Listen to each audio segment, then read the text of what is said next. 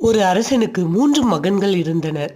தனக்கு பின் நாட்டை யார் கையில் கொடுப்பது என்பதற்காக அவர்களை அழைத்து ஒரு போட்டி வைத்தார். காட்டிற்கு சென்று ஒரு சாக்கு நிறைய 2 வாரங்களுக்கு தேவையான உணவை கொண்டு வந்து ஆளுக்கு ஒரு ஏழைக்கு அவ்வுணவை கொடுக்க வேண்டும். ஆனால் மூட்டையை எனக்கு பிரித்து காட்ட தேவையில்லை என்றார் அரசர். மகன்கள் 3 காட்டிற்கு சென்றனர். முதலாவது மகன் மரத்தில் ஏறி நல்ல பழங்களை பறித்து மூட்டை கட்டினான். 2வது மகன் சோம்பல் பட்டு கொண்டு கீழே வீழ்ந்த அழுகிய பழங்களை பொறுக்கி மூட்டை கட்டி கொண்டான். 3வது மகன் ஏழைக்கு தானே கொடுக்க போகிறோம் என்று அலட்சியமாக எண்ணிக்கொண்டு கீழே கிடந்த குப்பைகளை அள்ளி மூட்டையாக கட்டினான். 3 ராஜாவிடம் நிற்க, அந்த ஏழைகள் வேறு யாரும் இல்லை, நீங்கள்தான். 2 வாரங்களுக்கு நீங்கள் கொண்டு வந்ததை நீங்களே சாப்பிடுங்கள் என்றார் அரசர். நல்ல பழங்களை கொண்டு வந்த மகன் அவன் பங்கை சாப்பிட்டான்.